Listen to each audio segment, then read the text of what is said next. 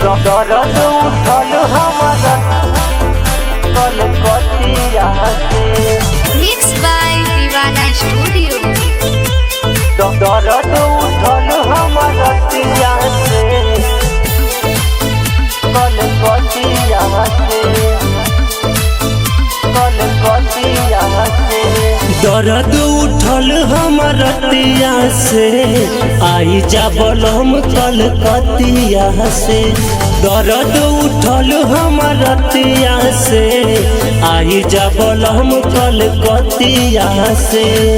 कहवा जाई कैसे बताई लोरावा के नयखिया से।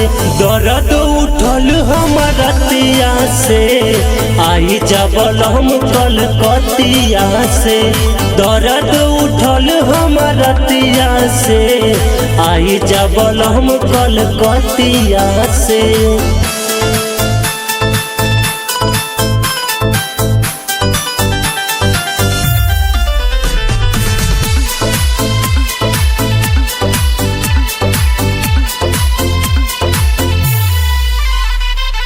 सुनाए राजा दुखवा मिटा जा धकेरेल गाड़ी अब घरे तू आजा। रोई दुआ कहीं के बुला कहीं तू ही हवा हमार हमके से पिया कहीं। बतिया के मान लो तड़प तो नहीं जान लो मिले ला खाली सवतिया से। दर्द उठल हमर रतिया से आई जा बलम कलकतिया से।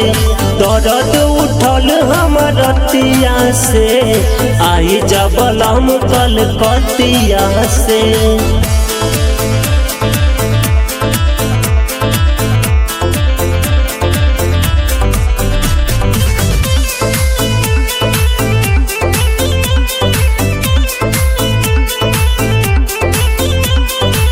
बोला ये मुकेश बानी बहुते कॉलेज में हमार हाल न पूछला संदेश में।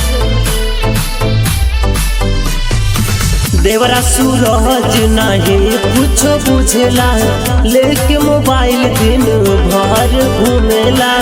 जानी जमानत मारे लगी ताना का होई गवाई जतिया से।